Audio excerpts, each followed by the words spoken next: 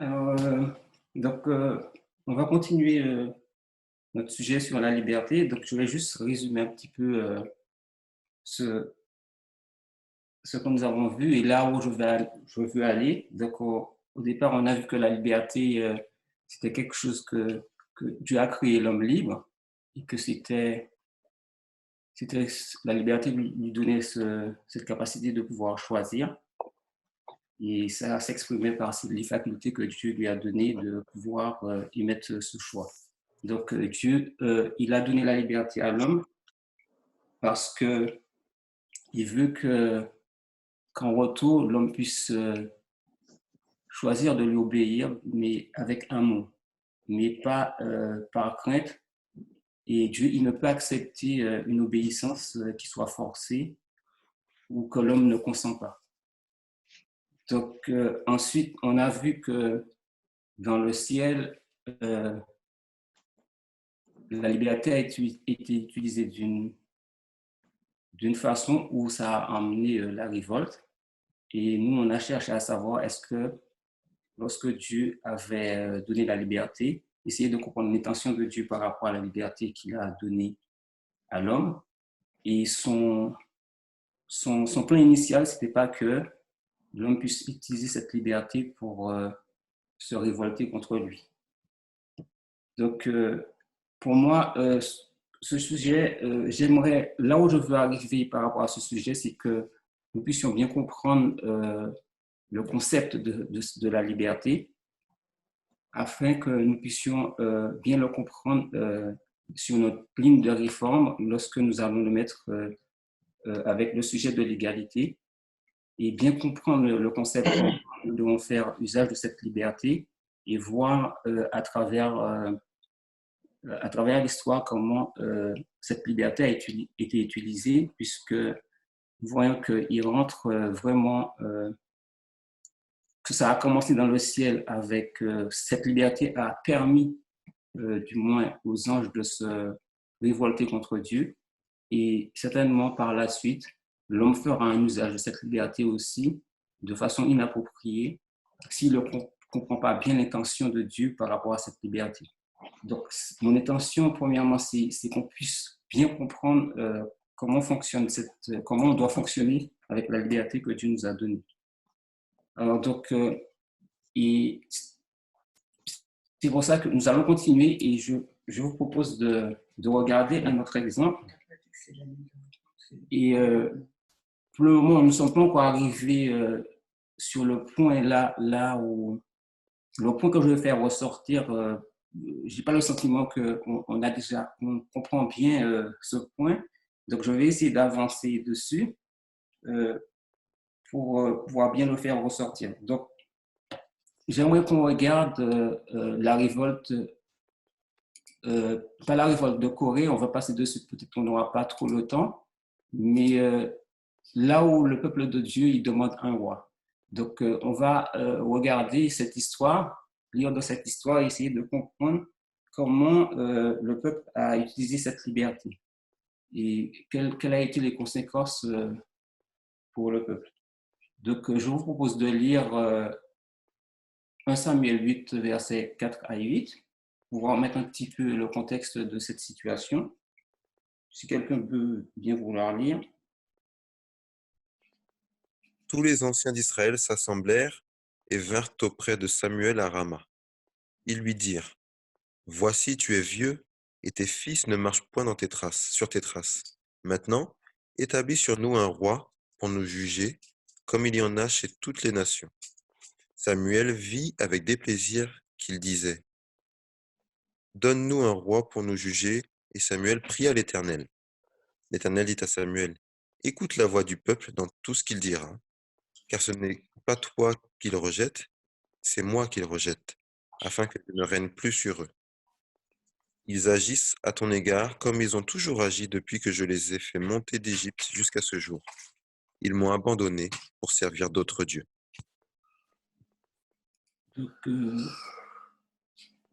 tu peux lire aussi cette partie qui est prise dans Patriarche et Prophète, qui nous fait un petit commentaire sur ce sujet. Samuel reçut l'ordre de se conformer aux désirs du peuple, tout en l'avertissant de la désapprobation divine et en lui faisant connaître les conséquences de son choix. Alors, question, dans un premier temps, est-ce que vous avez une idée de la façon dont la liberté a été utilisée dans ce contexte? Ou est-ce que vous voyez que c'est à cause de la façon dont le peuple a utilisé sa liberté qu'ils en sont arrivés à ce point? Parce Alors, qu'ils donc ont la question convoité c'est, les autres nations. oui? Ils ont convoité les autres nations. Non, mais je parle, ma question, le point c'est sur par rapport à la liberté. Comment ils ont utilisé, est-ce qu'ils ont utilisé leur liberté pour pouvoir demander un roi? Comment ils ont utilisé la liberté dans ce contexte? Je veux dire En qu'ils fait, ils utilisent la liberté pour rejeter Dieu, non? C'est pas.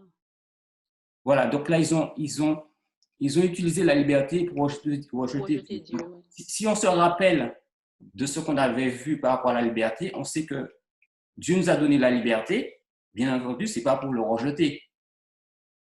Mais ici, ils vont faire le choix. Mais comme la liberté nous donne cette possibilité de choisir, donc là, ils ont fait un choix. Donc, ils ont choisi de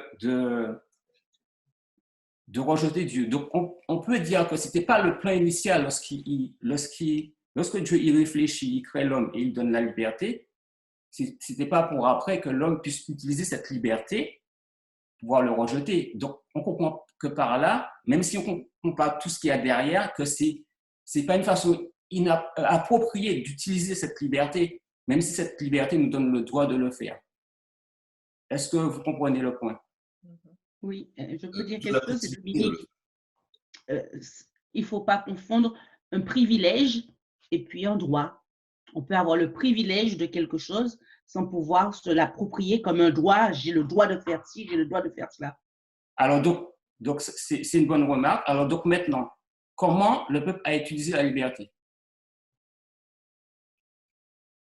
Reprends ce que tu as dit et essaie de le Ils l'ont utilisé comme un droit, comme quelque chose qu'ils se sont appropriés. C'est un droit, ça leur appartient, au lieu de le considérer comme un privilège. Voilà. Alors, donc, c'était le point que je voulais faire ressortir dès le début quand j'avais posé la question ici. Vous vous rappelez? Quelle était l'intention de Dieu sur la façon dont cette créature devait faire usage de la liberté? Et vous voyez, la réponse était dans la citation. Il dit, ne prenant aucun plaisir à une obéissance forcée, il accorde à chacun le privilège de la liberté. Donc, Dieu nous donne ce privilège-là parce qu'il pouvait faire autrement. Mais nous, qu'est-ce qu'on va faire? On va l'utiliser comme un droit pour pouvoir s'opposer à Dieu. Il y a une chose, Maurice, que l'on voit quand même qui est pas facile, c'est que ce qu'on lui dit, c'est que tu es vieux et tes fils ne marchent point sur tes traces. Donc il y a une inquiétude qui existe. Il voit Samuel qui est vieux, donc bon, c'est ce que ça veut dire la vieillesse. Et puis tes fils ne marchent point sur tes traces, donc le peuple est inquiet. Alors effectivement, il a tort d'être inquiet, je suis d'accord. Mais le peuple est inquiet et il regarde ce qui se passe autour de lui et il voit que les autres nations, pour fonctionner, ils ont un roi. Je dirais c'est pas comme Ève avec la pomme, mais il y a une tentation qui est présente là, qui est un petit peu comme pour Ève, c'est qu'on présente aux yeux du peuple quelque chose qui n'est pas conforme à ce que le Seigneur veut, mais qui tente le regard, qui tente la vue d'Israël, et il cède à cette tentation, comme Ève a cédé à la tentation du fruit. Non pas qu'ils étaient dans la même situation qu'Ève ou Ève était dans l'inquiétude, parce que ce n'était pas du tout le même cas. Eux, ils ont ils sont dans une situation d'inquiétude. Il faut comprendre ça aussi, c'est que Oui. même dans une situation d'inquiétude, il faut pas être inquiet. Bon, mais le peuple était, et donc dire qu'il rejetait Dieu, c'est assez violent comme Oui, mais propos, attends. je trouve. Oui, C'est mais assez violent parce que ils ont eu un manque de foi, un manque de confiance. Je veux bien, mais ils avaient cette inquiétude qui était là. voilà. Alors, donc, on va essayer d'être concis dans nos réponses. Et je comprends bien. C'est-à-dire que je dis qu'ils ont rejeté Dieu, c'est à partir du verset 7. Il dit, l'Éternel dit, écoute la voix du peuple de tout ce qu'il te dira, car ce n'est pas toi qui le rejette, mais c'est moi. Donc, c'était le prétexte un petit peu pour... C'était une excuse. C'était une excuse. Mais en fait, on va essayer d'avancer pour essayer de tout couvrir. Mais dans vos réponses, essayez de rester vraiment concis pour qu'on puisse avoir le temps où tout le monde puisse s'exprimer et puis avoir le temps de finir. Donc, par rapport à ce que tu disais, Jean-Michel, si tu relis, donc on n'a pas eu le temps de bien entrer dans tous les détails, mais je dis ça par rapport au verset 7. Donc, et la personne qui a intervenu avant, il disait que là, ils ont utilisé la liberté comme un droit, tandis que le plan initial de Dieu, c'était que nous puissions utiliser cette liberté comme un privilège. Donc maintenant, la question, et c'est pour ça qu'après, on comprend que il y aura cette question, on comprend pourquoi. Donc, pourquoi Dieu y consent à la demande du peuple, tandis qu'il considère cette demande comme un péché. Donc, donc vous allez vérifier dans Patriarche et Prophète, je n'ai pas mis le passage, 602.3. Donc, Dieu, il considère cette demande comme un péché, effectivement, mais il va consentir à cette demande. C'est parce que la liberté nous donne le droit, en fait, aussi.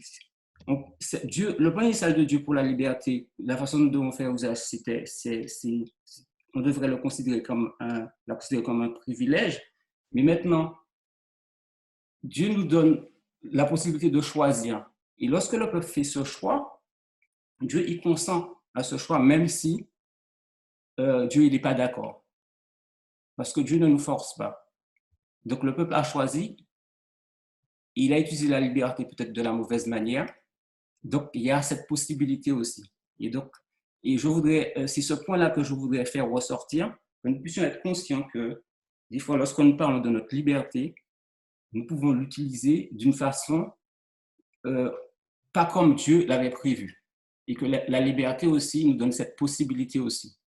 Donc, c'est à nous de savoir derrière qu'est-ce qu'il y a dans ce choix.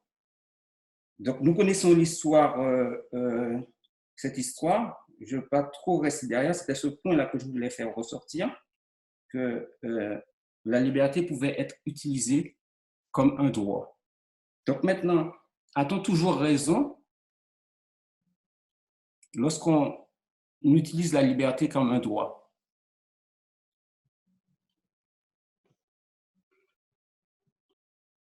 Donc déjà, est-ce que vous êtes d'accord qu'on peut utiliser la liberté comme un droit? Moi, je dis oui, Oui. du moment qu'on le met au service de l'Éternel, pas pour faire n'importe quoi. Ok. Je ne pense pas que l'on puisse l'utiliser comme tel. C'est JB qui parle. Hein. Oui. Pourquoi? Parce que, comment dire, nous ne sommes pas législateurs. C'est le législateur justement qui nous donne qui nous donne ce droit. Et à travers ce droit, justement, nous sommes libres d'agir. C'est pour ça qu'on dit que, en fait, le droit est le garant de notre liberté. Voilà. Donc, tu penses qu'on n'a pas le droit d'utiliser la liberté comme un droit? En résumé. Tout à fait. Ok. Et c'est ce que l'Éternel va démontrer plus tard. Alors, donc, maintenant, lorsque le peuple demande un roi, Dieu considère cela comme un péché. Donc, je n'ai pas mis la citation. Vous allez regarder. Je ne sais pas où est-ce que j'avais. 602. Voilà. Donc maintenant, est-ce que vous pouvez répondre pourquoi Dieu y consent? Il consent à la demande du peuple. Il dit à Samuel, c'est ça? D'obéir à tout ce que le peuple te dira. Il dit, agis à son... non, c'est pas ici. Verset 7. Verset 7. Ouais, voilà.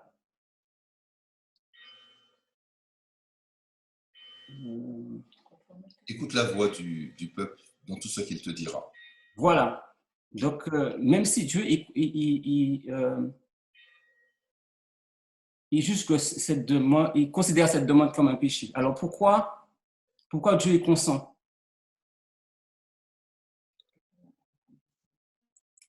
Toujours dans le fait que la sœur disait que parce qu'il a étudié la liberté comme un droit, et Jean-Bernard dit non, on ne peut pas utiliser la liberté comme un droit. Donc pourquoi Dieu y consent à cette demande? Écoute, on va reprendre justement ce qui a été dit par rapport à Jonas. Jonas est l'exemple type. C'est la démonstration. Oui, mais là, pourquoi il consent? Pourquoi il dit est-ce que Dieu Parce qu'il a accordé cette possibilité de choisir. Voilà. Il a donné ce privilège de choisir. Donc, du coup, l'homme l'utilise, Dieu consent à son choix, en fait. Même si c'est un mauvais choix, même si le choix, il y a des conséquences qui découlent de ce choix, mais Dieu, il consent à ce choix-là, même s'il n'est pas d'accord. Oui, mais... Parce qu'il veut en retour que lorsqu'on lui obéit, que ce soit consenti. Justement, c'est parce que c'est l'Éternel, comment dire, qui est législateur. Non, c'est-à-dire que dans un premier point, je ne parle pas de la liberté en relation avec la loi. Donc, on verra ce point-là, je vais l'emmener, mais je veux le voir en termes de la liberté, de cette liberté que Dieu nous donne, en fait. Mais justement, mais c'est ce que tu dis, c'est Dieu qui donne. C'est lui qui est législateur. C'est lui qui donne. S'il avait voulu justement ne pas le donner, il ne l'aurait pas fait. Donc, ça veut dire que tu peux pas désobéir à Dieu. Comment? Ça veut dire que tu ne peux pas désobéir à Dieu. Bah, désobéir, c'est péché, et on sait bien que le péché amène à la mort. D'une façon ou d'une autre. Dieu nous a donné ce droit de désobéir ou d'obéir. Maintenant, chaque chemin que nous décidons de prendre a une conséquence. C'est pareil. Non, ce n'est pas ce n'est pas un droit. C'est un privilège. C'est pas la même chose. Oui, on a dit que c'était un privilège au début. Un privilège. D'accord, c'est un privilège, d'accord. Mais je veux dire, comme dit Maurice, est-ce qu'on a le droit de pécher? Est-ce que Dieu t'oblige à ne pas pécher?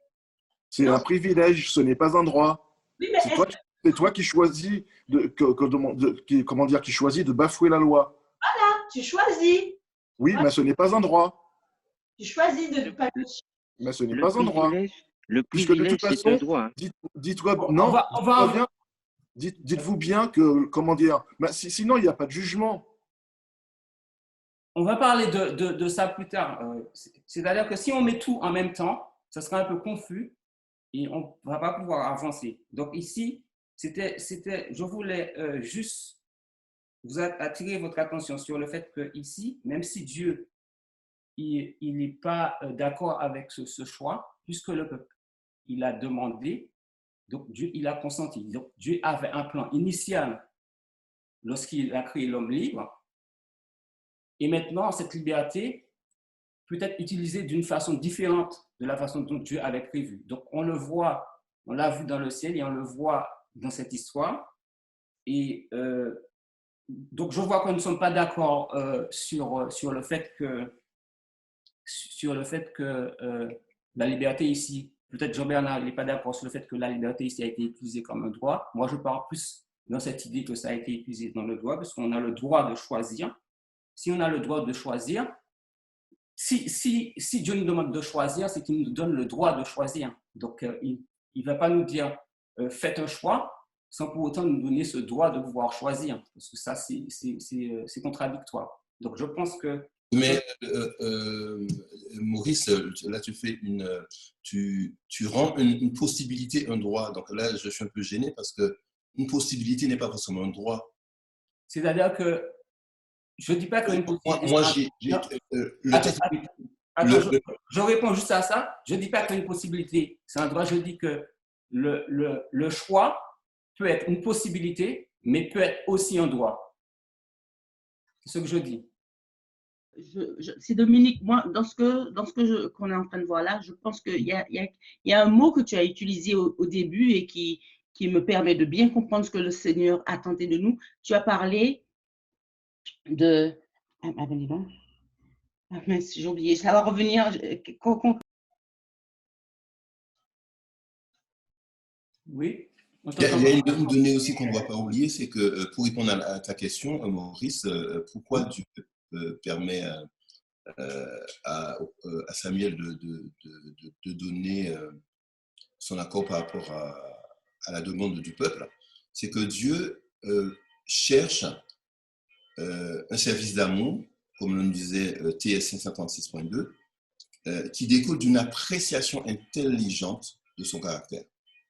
Donc Dieu veut démontrer qu'il a un caractère d'amour, qu'il est patient. Il n'est pas d'accord avec ce que nous choisissons, mais il va démontrer, il va vouloir nous démontrer que c'est une mauvaise voie dans laquelle on va devoir revenir. Mais il nous laisse ce privilège de mal choisir, de mal utiliser un privilège, de l'utiliser comme un droit, pour pouvoir nous démontrer que en fait, ce n'était pas la bonne c'est-à-dire que, et d'en revenir.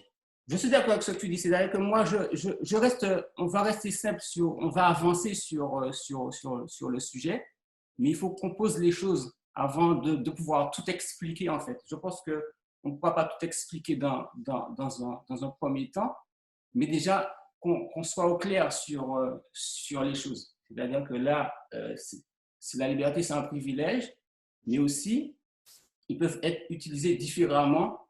Et là, on voit que même si Dieu n'est pas d'accord, donc ils vont l'utiliser comme ça. Donc après, dans un autre temps, on va parler des conséquences que ça peut produire et tout. Voilà pourquoi Dieu n'était pas d'accord et tout. Donc, mais déjà, on pose le fait que là, ça a été utilisé. Voilà, j'ai le droit de choisir, j'ai fait mon choix. Ève, elle était dans le jardin. Dieu a mis l'arbre de la connaissance du bien et du mal. Est-ce qu'elle avait le droit de toucher? Non. Mais est-ce qu'elle a touché? Oui. Pourquoi elle a touché? C'est parce qu'elle avait cette possibilité. Donc, Dieu a donné cette possibilité et donc, elle a pris le droit, elle a dit que moi, j'ai le droit de choisir, je choisis ça. Est-ce que Dieu a retenu sa main pour qu'elle ne puisse pas toucher? Non. Donc, on voit ici que le peuple demande un roi. Et Dieu, il n'est pas d'accord. Ils vont prétexter que les fils de Samuel, ils font ceci, ils font cela, mais derrière ça, Dieu voit qu'il le rejette. Donc, on voit que Dieu, il comprend, il consent.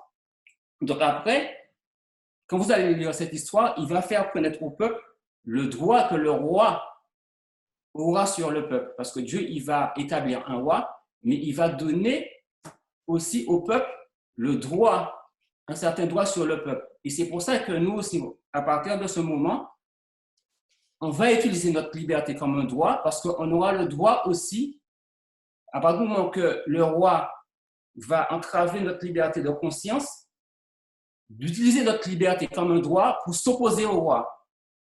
Est-ce que vous comprenez? Donc, à partir de ce moment-là, nous aussi, on va faire usage de liberté comme un droit. Et c'est dans ce contexte-là, lorsque vous allez le mettre dans le contexte de la loi du dimanche, vous connaissez le verset qui dit, il est préférable de quoi? Il est plaire à Dieu plutôt qu'à l'homme. Voilà, donc ce qui fait que nous aussi, on aura cette possibilité d'utiliser notre liberté comme un droit. Donc maintenant… Attends, excuse-moi, je voudrais quand même te poser une question. Oui. Tu as posé, mais je ne comprends pas bien la réponse. Est-ce que quand on utilise un privilège comme un droit, est-ce que nous avons le droit de faire ça? D'utiliser un privilège en droit. est-ce que c'est une bonne chose, une mauvaise chose? Et est-ce que c'est un droit de facto? Je n'ai pas bien compris la réponse. Alors moi, la façon dont... Je n'ai pas bien compris ta question, mais moi, la façon dont... Ma question, c'est de dire, quand nous utilisons un privilège, une possibilité, un privilège comme un droit, est-ce que c'est une bonne chose? Une très mauvaise chose. Moi, je ne sais pas ce que ça veut dire, en fait. Hein. Moi, je dis qu'il y a des choses, en fonction du contexte, tu vas faire un usage différent. Je dis que la liberté, c'est quelque chose. Dans un contexte, tu peux l'utiliser comme un privilège, dans un autre contexte, différemment. Donc après, tu me dis, est-ce qu'un privilège, on peut l'utiliser comme un droit? Moi, je ne comprends pas tellement la question. Écoute, mais je peux donner une petite enfin, je fais une image. Oui. Je suis sur la route, hein, je suis sur la route. Je roule à 90 km/h sur une route à 90 km/h. J'arrive, il y a une ligne continue et devant moi, il y a un tracteur qui roule à 10 km/h. Mais il y a une ligne continue.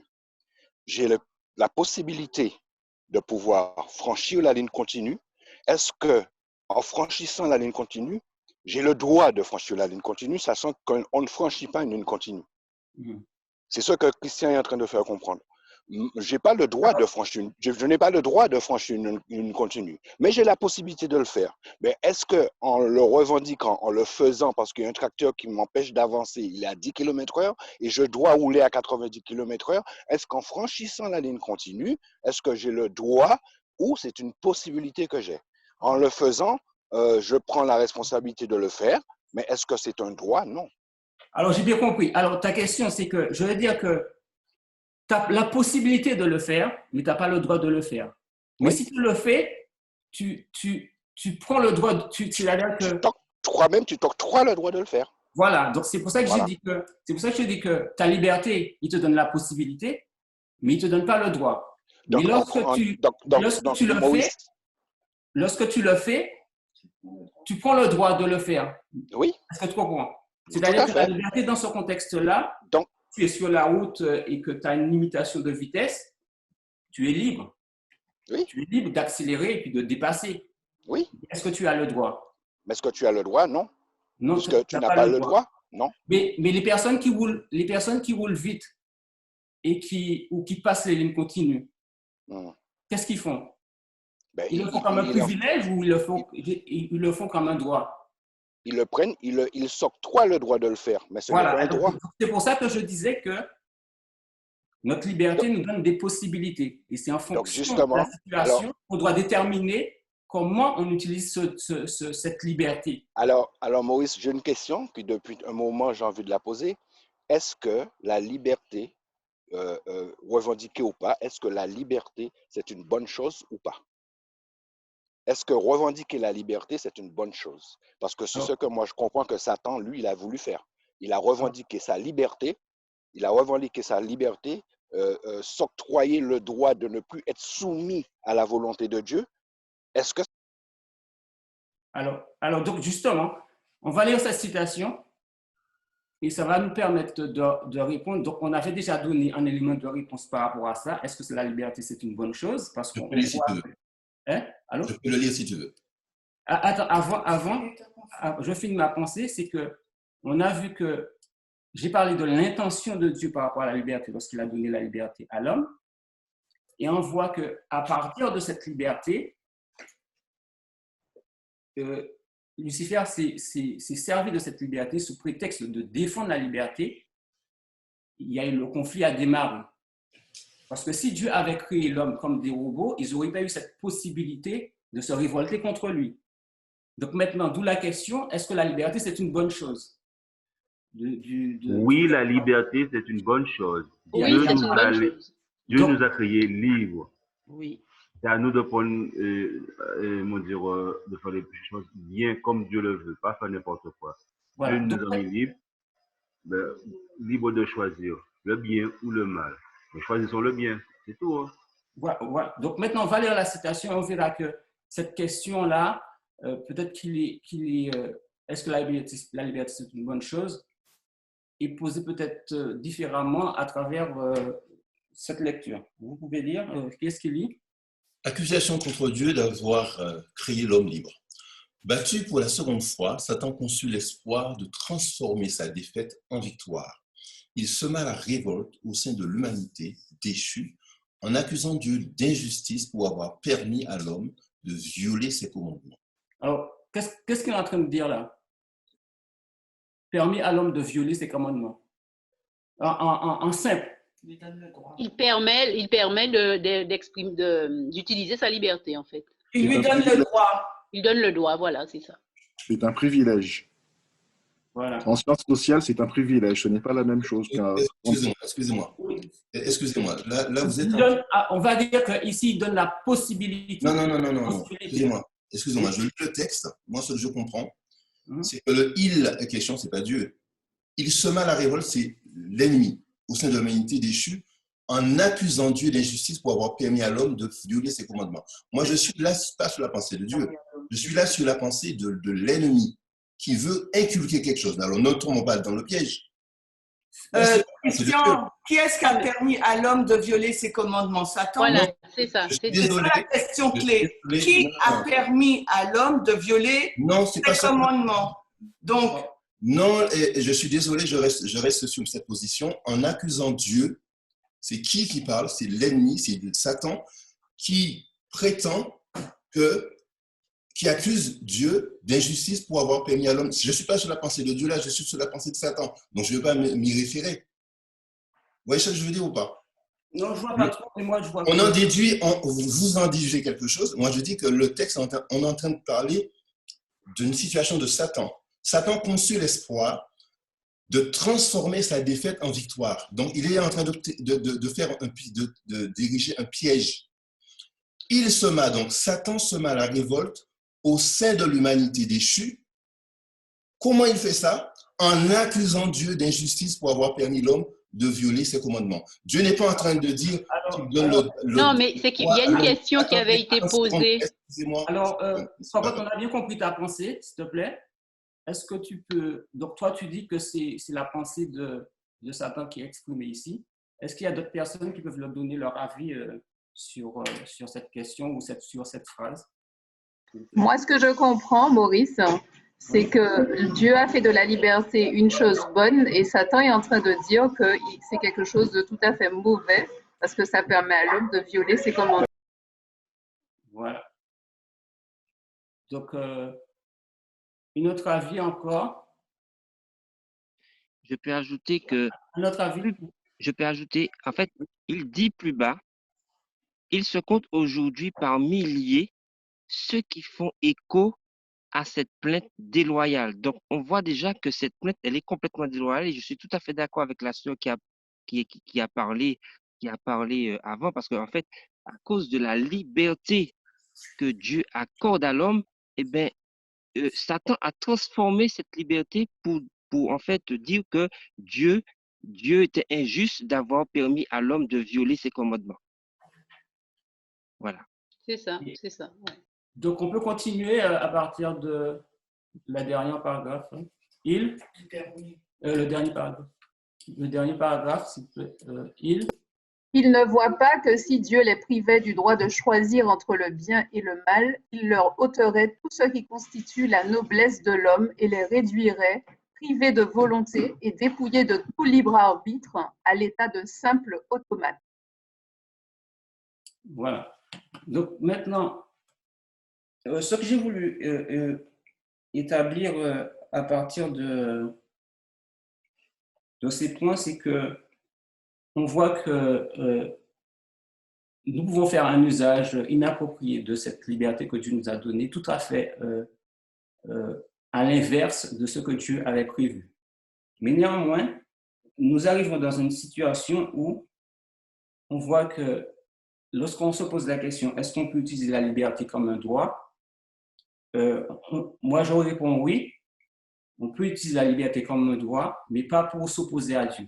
Donc, on verra pourquoi, pas contre Dieu, parce que ce n'était pas le point initial de Dieu. Mais maintenant, lorsqu'on arrive sur la situation où nous sommes dans le grand conflit où l'homme demande un roi, donc l'homme devra aussi, parce qu'il sera dirigé par un homme, et que Dieu va donner aussi au roi des pouvoirs sur le peuple aussi pourra faire revendiquer sa liberté, la liberté que Dieu lui a donnée aussi, dans la mesure où les lois que ce roi pourra mettre en place peut aller jusqu'à violer sa liberté de conscience, peut revendiquer sa liberté pour ne pas obéir à ces lois-là. Donc ça nous permet de comprendre que nous pouvons utiliser la liberté également, même si ce n'était pas le plan de Dieu au départ, mais dans le contexte où nous sommes maintenant, nous pouvons utiliser la liberté comme un droit, puisque Dieu dit qu'il est préférable d'obéir à Dieu plutôt qu'aux hommes. Donc, j'aimerais que vous reteniez cela. Peut-être que tout le monde n'est pas d'accord avec ça. Alors, je peux ajouter, je suis d'accord, entièrement d'accord avec toi, parce que le fait que cette liberté soit utilisée comme un droit, il faut en fait qu'on aille dans le même sens que Dieu nous a accordé ce droit, ce privilège. Il faut aller dans le même sens. À partir du moment où on entre en contradiction, notre droit entre en contradiction avec le privilège, le droit que Dieu nous accorde, c'est là que ça commence à se compliquer. Voilà. Donc, d'où cette question, a-t-on toujours raison lorsque nous utilisons notre liberté comme un droit? Et pouvons-nous toujours évoquer la liberté, je pense que oui. à la liberté pour ne pas obéir à une loi? Donc, excusez-moi, alors si je peux utiliser ma liberté comme un droit, donc je suis libre de t'injurier, donc je t'injurie, je vais t'injurier parce que je suis libre, c'est mon droit. Mes amis, il faut, je sais pas, je comprends pas. Je suis libre de te gifler parce que je suis libre, donc je prends le droit de te gifler, ça devient un droit. Donc si je suis libre de t'injurier, ça veut dire que tu ne peux pas m'empêcher de t'injurier, de te gifler parce que je suis libre. Donc, je ne comprends pas là, je ne comprends pas. Là, je n'ai pas encore compris. C'est-à-dire que tu tires des conclusions. C'est pas ce qu'on a dit. Tu tires des conclusions. Par rapport à ce que vous dites, c'est ce que je comprends. Est-ce que je pourrais dire quelque chose, s'il vous plaît? Si vous dites que la liberté, c'est un droit, ça veut dire que je suis libre de te gifler. Non, ça veut pas dire ça. Je m'octroie le droit de te gifler. Non, ça ne veut pas dire ça. Parce que c'est ce que ça veut dire. Parce que moi, on voit toujours le mal. Attends, laisse-moi répondre. C'est-à-dire que toi, tu ne peux pas avoir le droit de gifler quelqu'un puisque la personne qui est en face de toi a les mêmes droits que toi. La liberté, quand on dit qu'on va utiliser la liberté comme un droit, il faut comprendre le cadre. Il faut avoir une certaine maturité pour comprendre comment il faut utiliser cette liberté. Parce que ce que nous avons vu jusqu'à présent, donc on va prendre des exemples après, on va pas à pas. On a vu que dans le ciel, ou dans cette histoire avec le peuple qui demande un roi, même si Dieu il n'est pas d'accord avec ce fait, même si Dieu, lorsqu'il va créer l'homme, il va donner à l'homme cette possibilité de pouvoir choisir en fonction de sa liberté, ça ne veut pas dire qu'on a le droit de transgresser la loi. Donc maintenant, Dieu, il va donner au roi la possibilité, il va donner au peuple d'Israël un roi, mais il va dire que le roi maintenant, si vous connaissez cette histoire, on n'aura pas le temps de tout prendre les passages, il dit que le roi, il va vous prendre vos fils, une partie de vos récoltes, il va vous demander des impôts et tout. Donc le roi, il aura un certain droit sur le peuple, mais le peuple aussi aura le droit aussi de faire valoir sa liberté si jamais le roi le détourne de Dieu. Par exemple, lui propose d'aller dans une voie qui est contraire à la loi de Dieu.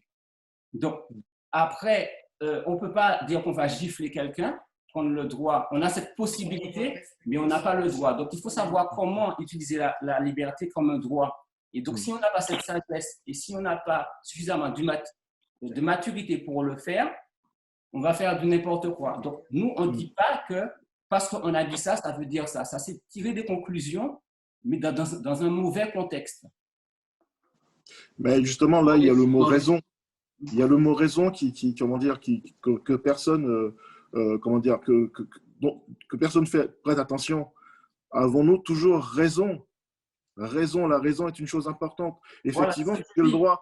si j'ai le droit effectivement de, comment dire, de mettre une baffe à quelqu'un, l'autre aussi le droit de me répondre. Hein. Il ne faut pas qu'on oublie ce qu'on apprend dans le message du cru de minuit, la règle d'or. J'ai plus le verset en tête, mais faire à l'autre ce qu'on aimerait qu'on nous fasse. Donc, Exactement. je ne dis pas que quelqu'un aurait souhaité qu'une autre personne lui crache dessus ou pas. Donc, exactement.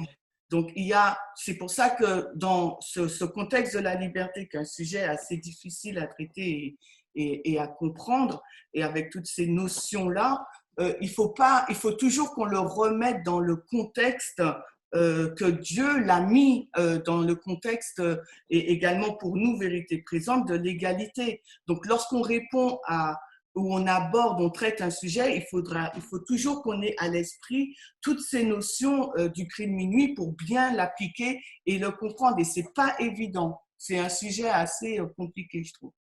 Je pense qu'il y a Vadim qui voulait parler. Oui, je voudrais dire quelque chose. Est-ce que tu peux aller 2 slides en arrière, s'il te plaît? 21? Non, je crois que c'était 22. Oui. Oui, ici, le dernier paragraphe, il ne voit pas que si Dieu l'est privé du droit de choisir entre le bien et le mal. Je pense qu'il y a une erreur de traduction, car lorsqu'on lit en anglais, c'est écrit « il ne voit pas que si Dieu l'est privé de la liberté de choisir ». Ouais, donc, moi, j'ai fait un copier-coller. C'est en français que je l'ai pris, hein, de Patriarche et Prophète. Donc, peut-être que, ouais. Donc, non, je dis ça parce que par rapport au droit de choisir et à la liberté de choisir, je pense que ce sont deux choses différentes parce que la liberté, tu es libre de faire, tu es un homme libre, comme Ellen White le dit, tu peux choisir entre le bien et le mal, tu es libre. Mais le droit, ce sont en fait, c'est quelque chose qui est régi par des lois. Par des lois, oui. Okay. Même si tu es libre, par exemple, de cracher quelqu'un dans le visage, le droit vient et dit, OK, tu es libre de faire cela, mais tu vas en subir les conséquences. Et c'est le droit qui dit que tu n'as pas le droit de cracher quelqu'un dans le visage, même si tu es libre de le faire. Même si tu as la possibilité, pas libre, même si tu as la possibilité de le faire. Oui, mais c'est ça qui fait la différence entre voilà. le droit et la liberté. Donc, la liberté, c'est que Dieu nous donne la liberté de choisir. Oui. La liberté, Dieu nous donne la liberté de choisir. Est-ce que tu veux donner une claque à quelqu'un ou pas? Est-ce que je suis libre si j'ai envie de le faire parce que j'ai la liberté, je peux le faire. Mais si je le fais, je tombe sous le droit. C'est-à-dire, l'autre personne, elle a le droit de ne pas être frappée, donc je vais être puni. Donc, le droit. On ne peut pas dire qu'on a le droit de faire du mal. On dit qu'on a la liberté de faire du mal, mais on n'a pas le droit de faire du mal parce que le droit, c'est quelque chose qui est régi par des lois. Et donc, il n'y a aucune loi qui dit tu as le droit de donner une claque sur le visage de quelqu'un. Voilà. Et c'est parce que de toute façon, excuse-moi Maurice, hein, parce qu'à partir du moment où effectivement quelque chose est rentré dans le droit, comment dire, la personne ne peut pas être punie pour ce droit-là. Maurice, tu posais une question au départ. Est-ce que nous faisons bien d'utiliser la liberté différemment ou d'une manière inappropriée? Tu te rappelles de cette question? Oui, oui. Donc, on y est là, justement. C'est-à-dire que moi, je reste encore sur ma faim. Est-ce que Dieu nous a donné la liberté comme un droit ou comme un privilège ou une possibilité? Parce que de cette question découle tout ce qu'on est en train de dire. Ouais.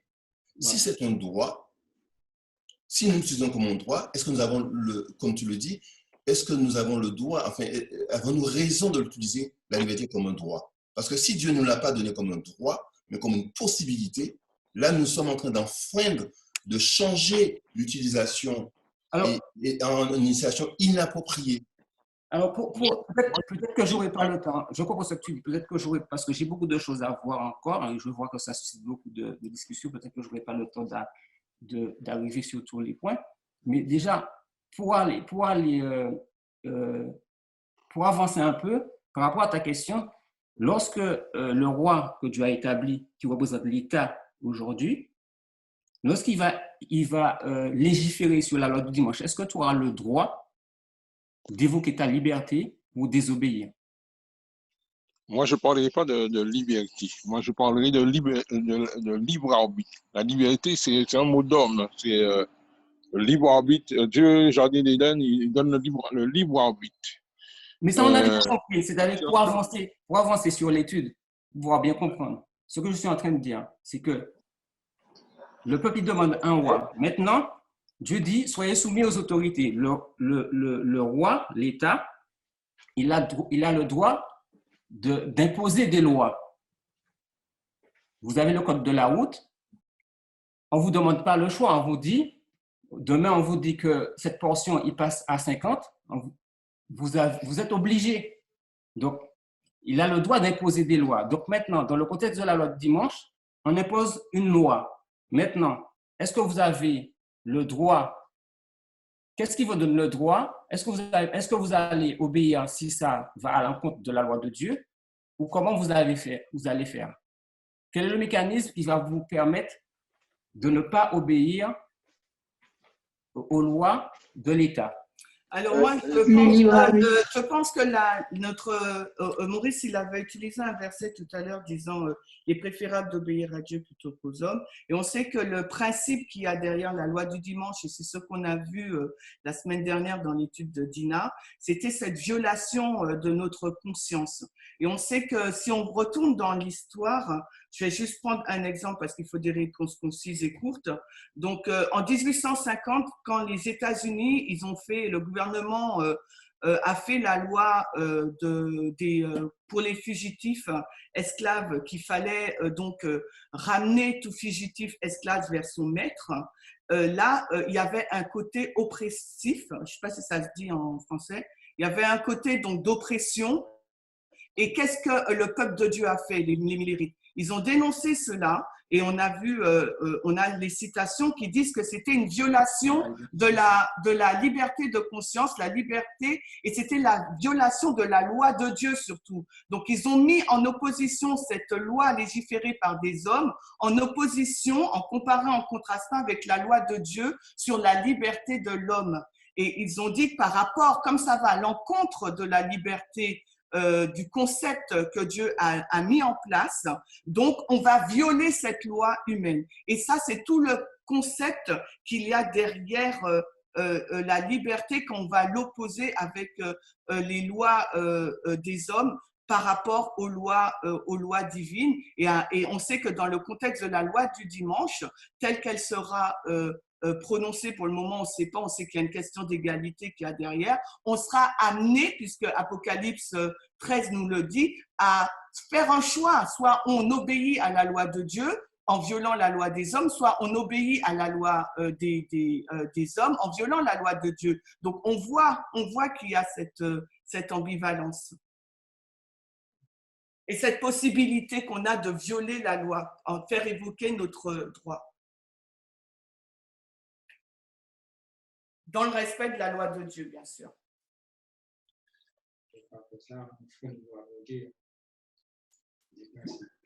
Alors, je continue. Selon la question, avons-nous toujours raison lorsqu'on utilise notre liberté comme un droit? Je dirais, on n'a pas toujours raison de le faire. Pour au moins, je vais donner une raison. Parce que lorsque le peuple, quand nous lisons la Bible, quand on rentre dans le domaine de la liberté religieuse, on verra que lorsque l'homme s'est séparé de Dieu, il est devenu idolâtre. Et dans le contexte de la liberté religieuse, les gens vont faire valoir la liberté religieuse pour pouvoir imposer ou affirmer leur croyance. Et des fois, cette croyance qu'on veut imposer, peut aller à l'encontre de la loi de Dieu. Donc, on ne peut pas toujours utiliser son droit pouvoir l'imposer. Donc, mais en revanche, on peut aussi utiliser son droit pour pouvoir le réfuter. Et c'est comme ça qu'on le comprend par rapport au contexte de la loi du dimanche. Par exemple, si prendre un exemple qui peut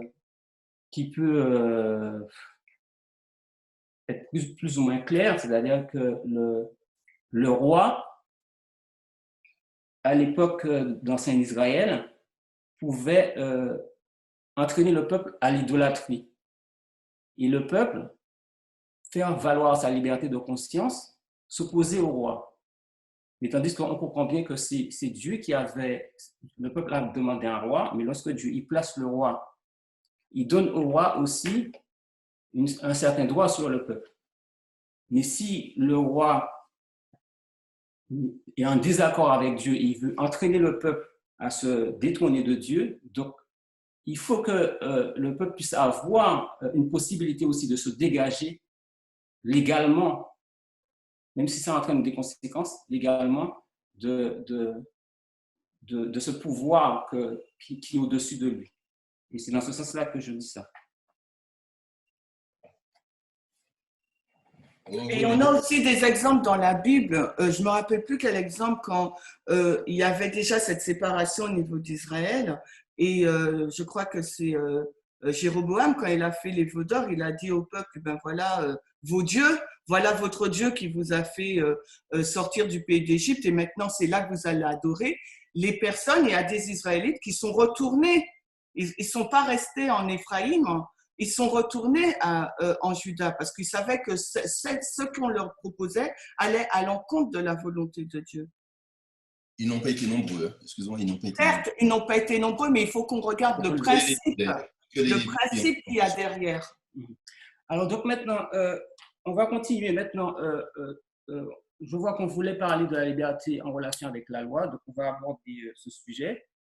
Juste avant, aujourd'hui, nous savons que, vu le contexte que nous vivons aujourd'hui par rapport au Covid-19, avons-nous le droit, donc je vous laisse réfléchir, d'évoquer sa liberté, comme ça se fait, on voit dans différents pays, pour ne pas porter le masque.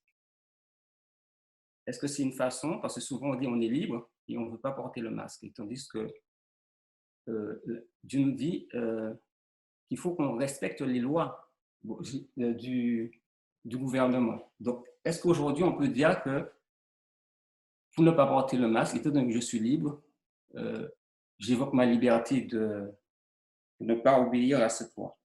Donc, c'était juste la petite question comme ça. Moi, ça me fait rebondir dans une autre question, c'est on a la liberté de porter ou de ne pas porter un masque, mais on a le droit à la vie. Non, mais ce n'est pas dans ce sens-là que je dis ça. Moi, je le prends de ce sens-là, dans le droit à la vie. C'est-à-dire que si j'inocule Non, mais attends, c'est-à-dire que je comprends ce que tu dis, mais la question écarte un petit peu le sujet. Le sujet, c'est que le gouvernement, il a le droit de légiférer. Donc maintenant, il va utiliser ce droit-là et il va dire que voilà, j'émets une loi et toi, qu'est-ce que tu fais? Est-ce que tu dis, moi, je ne vais pas obéir à cette loi-là par rapport à ma liberté? Est-ce que tu vas utiliser ta liberté dans ce sens pour dire que je ne vais pas, même sans chercher à savoir, je comprends bien, il faut chercher à savoir qu'est-ce qu'il y a derrière. Mais dans le principe, tu vas dire, j'évoque ma liberté, pouvoir ne pas obéir à cette loi-là, sachant que le gouvernement, il a le droit de légiférer. Oui, mais c'est dans ce sens-là que je dis ça. Pour répondre à ta question, moi, la liberté, ce n'est pas de faire ce que je veux. Non, je n'ai pas dit ça. Je ne sais pas que tu as dit ça, mais je te dis que pour moi, la définition de la liberté, c'est de ne pas, la liberté, ce n'est pas faire ce que je veux, mais c'est ce que je dois. Et qu'est-ce que je dois faire? C'est en relation avec la loi de Dieu. Si la loi de Dieu me dit ton prochain, préserve-le en vie, pour moi, ce n'est pas c'est une liberté, une possibilité que j'ai de porter, de ne pas porter de masque, mais au vu de ce droit à la vie, ben c'est pas une liberté, excuse-moi, j'exerce ma liberté à laisser l'autre en vie. Donc, Christian, juste pour, je voudrais marquer mon désaccord avec vous parce que la liberté, c'est j'ai le droit, j'ai la liberté, c'est-à-dire de faire ce que je veux, mais le droit il dit, je suis régi par certaines règles. Donc en fait, lorsqu'on a le droit de faire ou ne pas faire certaines choses, ça, par exemple pour le masque, est-ce que c'est une liberté de porter le masque ou est-ce que c'est un droit? Je dirais que c'est une liberté de porter ou de ne pas porter le masque, mais le droit, c'est lorsqu'on dit est-ce qu'on a le droit de le porter ou de ne pas le porter, là, lorsqu'il y a une légifération par rapport au porter de masque, donc du coup, on n'a pas le droit de ne pas porter le masque, alors qu'on a la liberté de ne pas le porter. Mais si on utilise de notre liberté de ne pas le porter, on tombe sous la loi, c'est-à-dire qu'on va prendre une amende. On tombe sous le droit, en fait. Non, mais je crois que je pense que ça n'a pas compris mon intervention et je dis quelle liberté, quelle loi. C'est pas la liberté, donc la liberté de, si tu es libre en fait, dans le sens que tu es libre de le porter ou de ne pas le porter, mais le droit c'est ou la loi dit tu le portes, tu es obligé de le porter. Donc du coup le droit il t'interdit de ne pas porter le masque. Non, le droit me dit, la loi me dit, tu ne tueras point. Pour être un peu plus clair. Soyez soumis aux autorités. Voilà, donc, bon, je vois que vous êtes. C'est-à-dire que moi, la façon dont je voulais emmener l'étude, et c'est pour ça que je sais que si on ne va pas point par point, on va tourner en rond, on sera confus sur les choses. C'est-à-dire qu'on veut expliquer, comment dirais-je, les conséquences de la loi et le concept de la liberté. Je sais que le concept de la liberté, quand on en a discuté au début, je n'avais pas encore amené ce rapport par rapport à la loi. Et je sais bien pourquoi je ne voulais pas le faire, parce que je voulais qu'on comprenne vraiment c'est quoi la liberté. Et la liberté, si on le prend de façon simple, on verra que c'est cette possibilité de pouvoir choisir. Donc maintenant, il y a la loi maintenant qui vient en ligne de compte. Dieu nous demande donc maintenant on va considérer la loi dans sa nature et voir pourquoi Dieu il a donné des lois. Parce que notre liberté devant la loi nous laisse toujours cette possibilité. Donc après, dans la discussion, on ne va pas encore discuter. Est-ce qu'on est obligé? Parce que si on dit qu'on est obligé, que la liberté, ce n'est pas ceci, ce n'est pas cela, c'est-à-dire que est-ce qu'on est toujours bien dans la définition de la loi qu'on a établie au début de la liberté qu'on a établie à l'initiale, en fait. Et c'est avec ça qu'il faut avancer. Donc, je vois que maintenant, on va mettre le contexte de la loi et voir l'importance de la loi par rapport à la liberté. Et peut-être que ça va nous permettre d'avancer et nous pas tourner rond sur ce sujet. Donc, je vais prendre des exemples. On a l'exemple de Jésus. Lorsque Jésus, il a 12 ans, vous connaissez cette histoire. Jésus monte à Jérusalem pour fêter la Pâque avec ses parents. Donc, pendant 3 jours, Jésus y parle. Il ne demande pas l'autorisation. Est-ce qu'il a le droit de faire ça ou est-ce qu'il a utilisé sa liberté et il est parti sans demander l'autorisation à ses parents? Est-ce qu'il avait le droit de le faire, en fait? Vous connaissez cette histoire. Donc, Jésus, il a 12 ans. Vous avez un enfant, il a 12 ans. S'il doit partir, il doit vous demander la permission.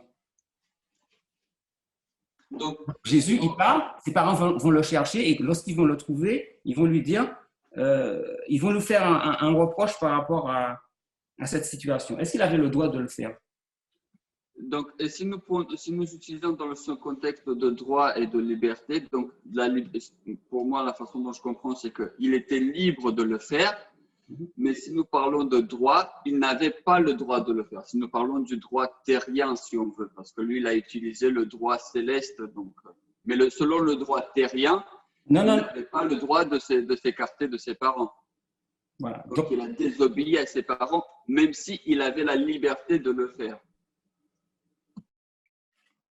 Une autre personne pourrait donner son avis sur cette histoire. Parce que ici, dans cette discussion, on est sur la façon de voir comment utiliser cette liberté que Dieu nous a donnée. Donc Jésus, on prend cet exemple par rapport à Jésus.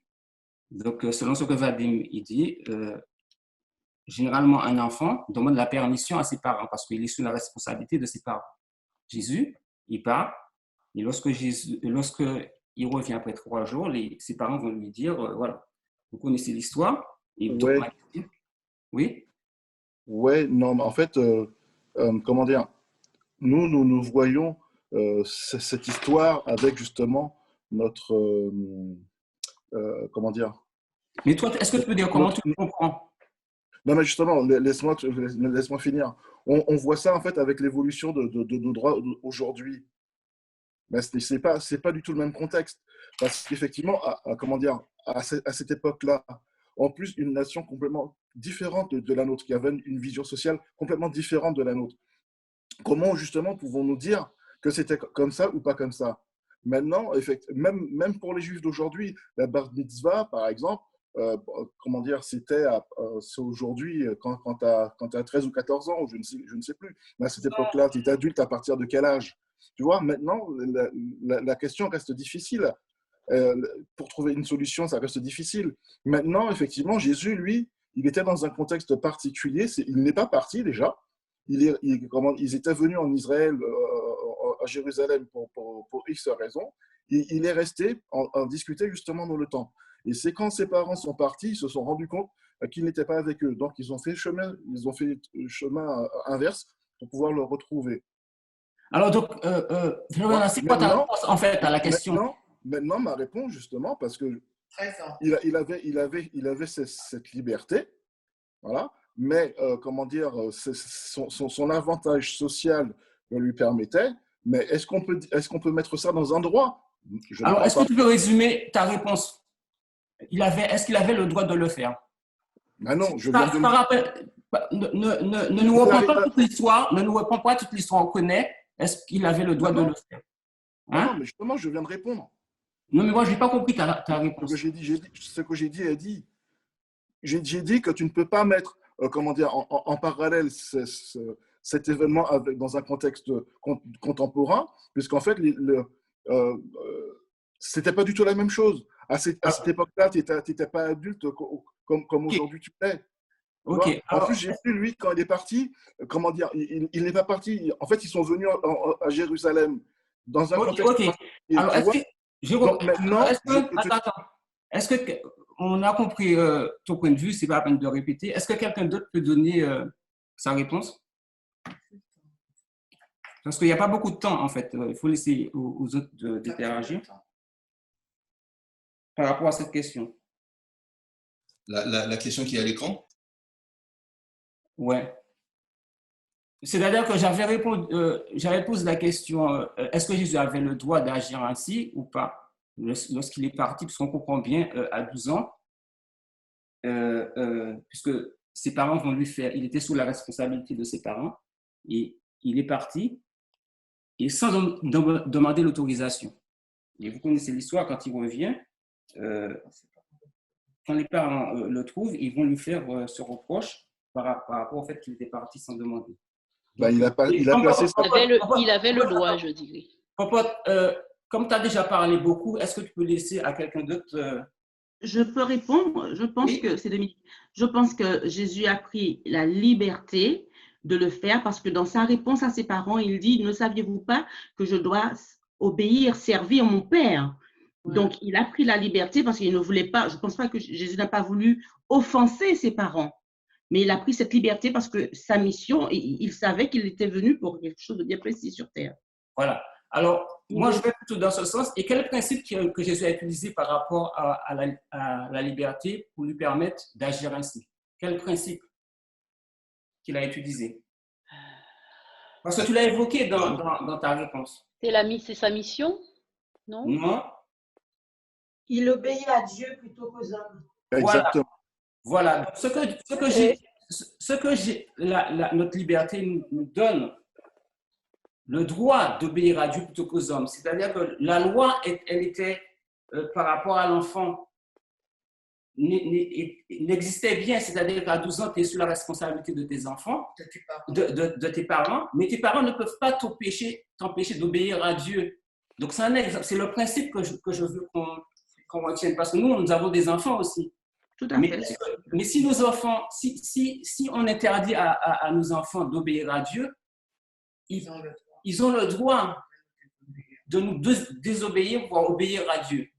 Et lui, Jésus, il a pris ce droit, il est parti parce que à ce stade-là, ses parents ne comprenaient pas encore vraiment sa mission et qui il était.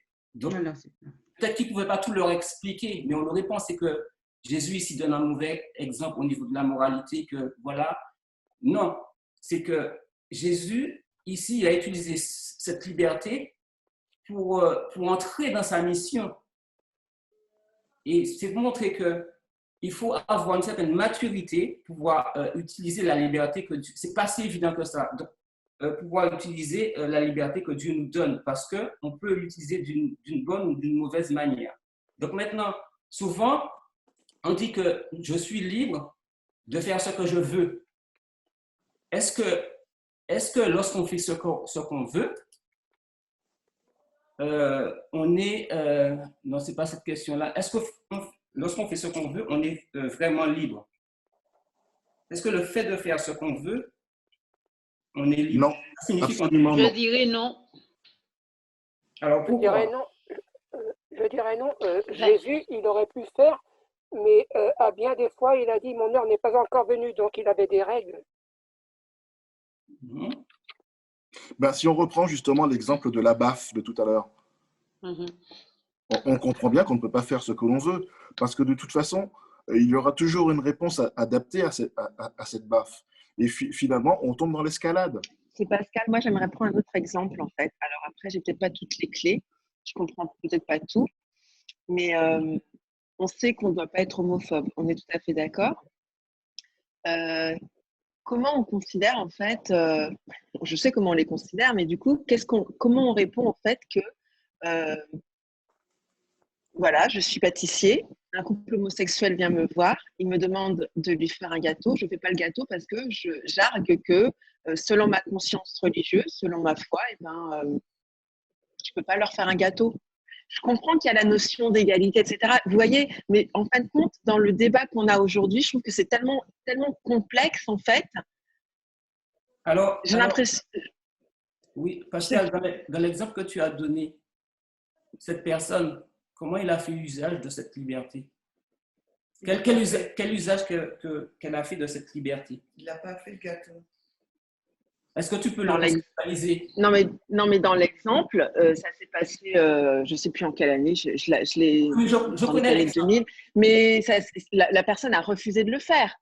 Elle a fait jouer son droit de la liberté. Non, mais je comprends, je connais cette histoire, je l'ai dans mon étude, peut-être qu'on n'aura pas le temps de le voir, mais ce que je veux que tu dises, est-ce que tu peux identifier l'usage que la personne a fait de la liberté dans cet exemple? Est-ce que tu arrives à... Je comprends pas vraiment ta question, mais ce que je comprends, c'est que parfois, en faisant usage de ma liberté de conscience, je ne suis pas en train de porter un jugement ou quoi que ce soit, hein, mais j'énonce juste un fait.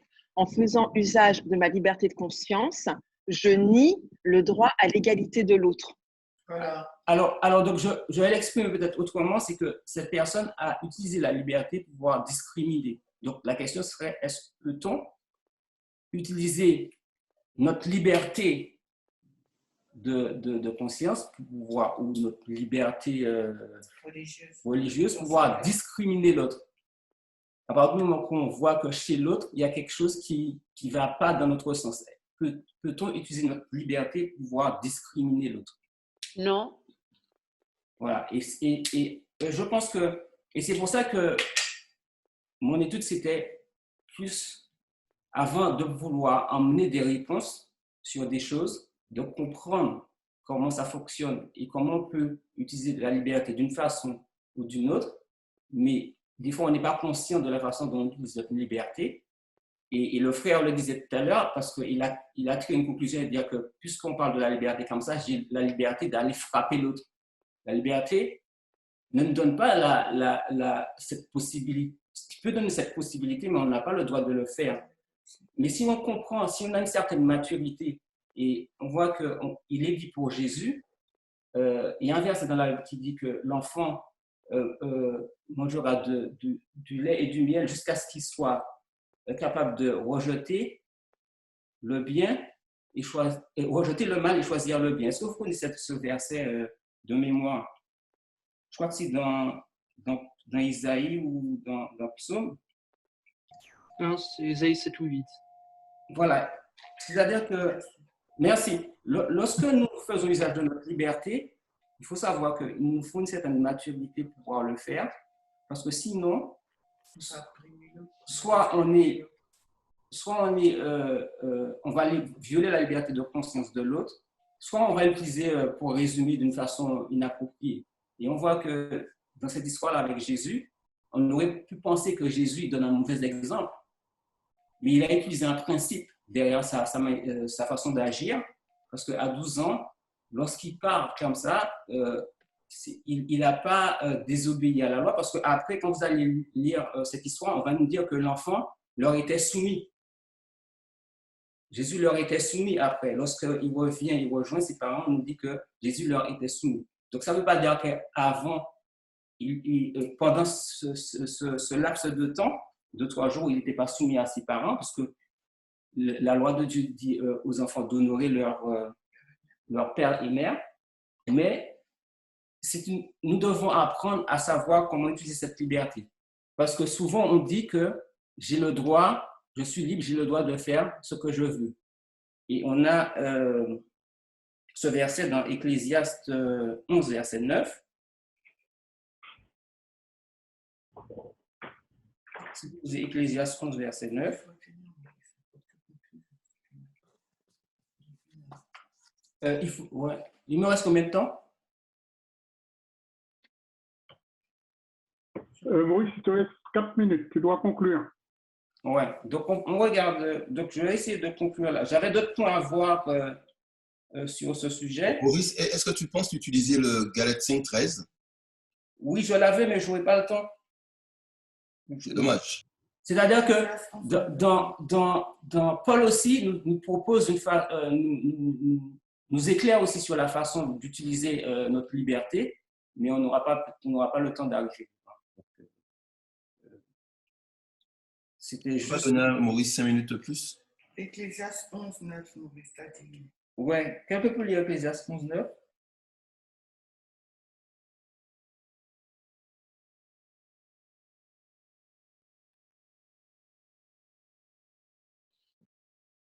Quelqu'un a trouvé?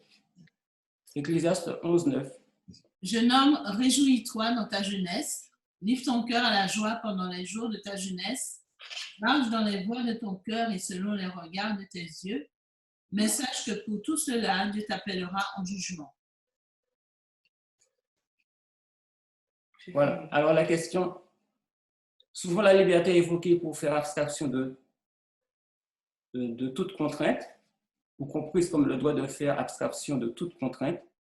Ayant reconnu que la liberté pouvait être utilisée de plusieurs façons, comment se décline-t-elle dans ce verset?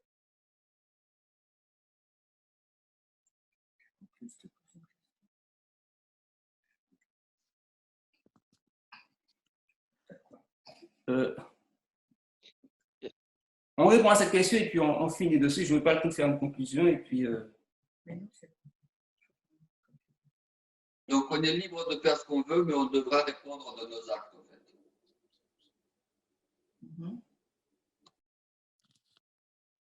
Je dirais, j'ajouterai, je peux, on est libre de faire tout ce que l'on veut, mais si ce n'est pas en adéquation avec le privilège, le droit que Dieu nous accorde, nous aurons à répondre de de tout cela.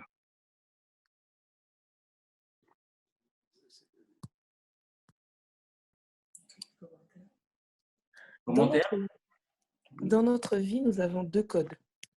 Le code du pays dans lequel on vit et le code céleste. En général, dans le droit, si on est dans le bon droit de faire quelque chose, ça n'amène pas une conséquence parce qu'on est dans notre bon droit.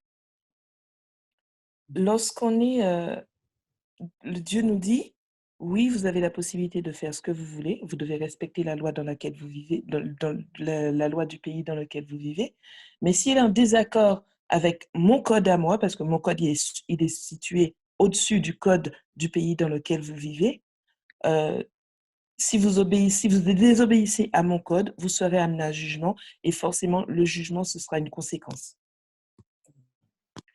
Donc, je vais finir avec ce passage qui est dans la tragédie des siècles.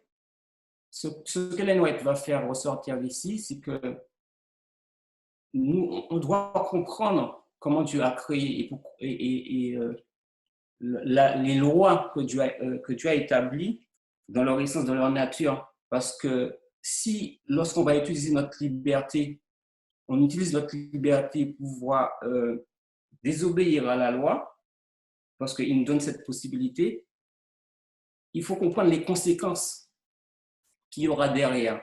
Et c'est pour ça que lorsque Dieu il fait alliance avec le peuple, il dit « Je mets devant toi la vie et la mort, choisis la vie ». Donc Dieu, il va nous influencer sur la façon, sur le choix que nous devons faire, parce que dans la déclaration de l'indépendance, lorsqu'on dit que la liberté nous garantit le droit à la recherche du bonheur, non, ce n'est pas une garantie, mais qu'est-ce qu'il dit Le droit inaliénable, la recherche du bonheur. Comment il est dit je crois que c'est dans la tragédie des siècles, je ne trouve pas. C'est en lien avec les droits inaliénables. Ouais, c'est cette déclaration-là, ici. La déclaration de l'indépendance proclame cette grande vérité. Tous les hommes ont été créés égaux et possèdent des droits inaliénables à la vie, à la liberté et à la recherche du bonheur. Ce que je veux dire que la liberté ne nous garantit pas le bonheur parce qu'il nous donne cette possibilité de faire un choix. Ça dépend du choix que nous allons faire. Si nous faisons un mauvais choix, il va pas, le bonheur, c'est vrai qu'il ne sera pas suivi du bonheur. Si nous choisissons délibérément de désobéir à la loi de Dieu, il faut qu'on comprenne les conséquences qui en résultent de cette désobéissance. Ce qui revient à dire qu'il faut comprendre la loi de Dieu et sa valeur pour nous, pour notre existence. Parce que tout ce que Dieu a fait est régi par des lois. Et donc, c'est pour ça que lorsque Dieu nous donne le privilège de l'obéissance, de la liberté et de choisir, il veut qu'on comprenne les lois qu'il a établies et que nous puissions, en toute intelligence, choisir d'obéir à ces lois-là parce que c'est ces lois-là qui vont nous garantir le bonheur. Mais la liberté, par essence, nous laisse cette possibilité. Donc maintenant, lorsque nous allons regarder le sujet de la loi, on verra que notre existence même dépend des lois que Dieu a établies, que ce soit au niveau moral ou au niveau biologique. Et tout est régi par les lois que Dieu a établies, mais néanmoins, il veut qu'on comprenne toutes ces choses et qu'on choisisse de se conformer à ces lois-là. Donc, pour la question, la liberté, c'est-à-dire que lorsque Dieu nous a donné la liberté, ce n'était pas pour nous révolter contre lui. Donc, je pense que mon temps est fini. Je vous laisse encore dans vos études. Bon, Maurice, tu peux rapidement nous donner les 3-4 slides qui manquent? Nous sommes déjà allés. Où? Pop-up, le temps est fini.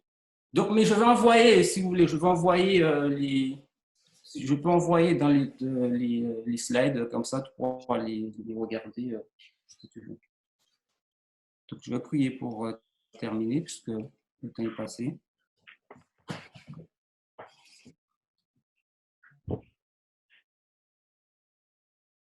Notre Père Céleste, nous te remercions pour ce moment que tu nous as permis d'avoir afin de discuter, de pouvoir, entre nous, afin de pouvoir mieux comprendre ce privilège que nous as donné en nous créant libre, afin que nous puissions avoir cette possibilité, mon Père Céleste, de t'offrir un culte qui te soit agréable, en toute liberté et en toute bonne conscience, mon Père Céleste, que tu puisses nous donner à pouvoir mieux comprendre comment nous devons faire usage de cette liberté afin que nos actions devant toi te soient toujours agréables. Sachant que nous avons cette possibilité, mon Père Céleste, de t'obéir, mais que nous puissions avoir à cœur, mon Père Céleste, d'apprendre à te connaître, de méditer ta voix, de comprendre ton amour envers nous, afin que nous puissions toujours choisir de faire ce qui t'est agréable. Je te remercie pour tes bienfaits, mon Père Céleste, et que tu puisses, que cet esprit puisse nous animer, nous éclairer, mon Père Céleste, afin que les points peut-être que nous n'avons pas pu faire ressortir, mais que tu puisses continuer à nous instruire afin que nous puissions mieux les comprendre et que notre vie, mon Père Céleste, puisse se refléter de ton caractère et que nous puissions te glorifier dans nos vies. Nous avons prié, que nous soyons dignes et c'est dans l'honneur et par les mérites de ton Fils Jésus. Amen. Amen.